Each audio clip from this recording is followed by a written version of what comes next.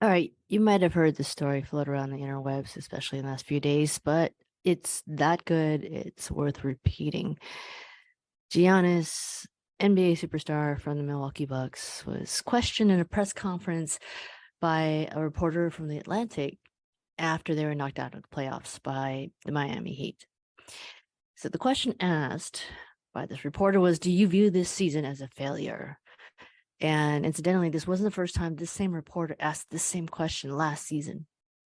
Here's Gianni's response. Yes, Eric. Okay. Do you get the promotion every year on your job? No, right? So every year you work is a failure. Yes or no? No. Every year you work towards something, towards a goal, right?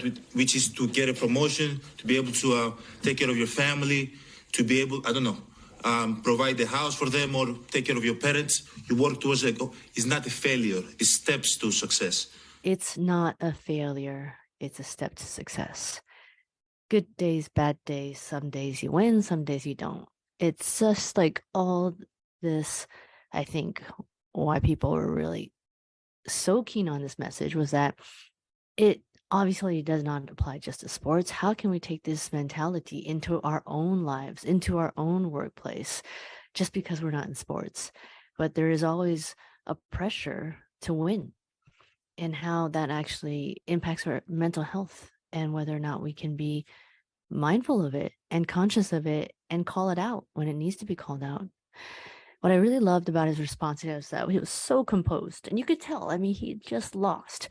And so it was a heightened emotional state, but you could tell in real time he would pause, he would think, and then he would talk.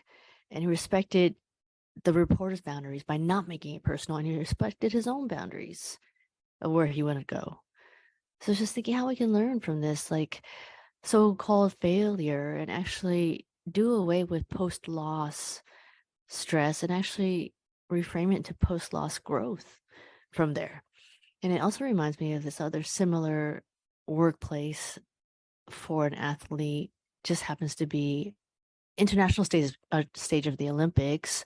Simone Biles, we all remember that moment. She decided not to continue. She decided not to compete anymore. She took a stand for herself, her mental, physical, and emotional self.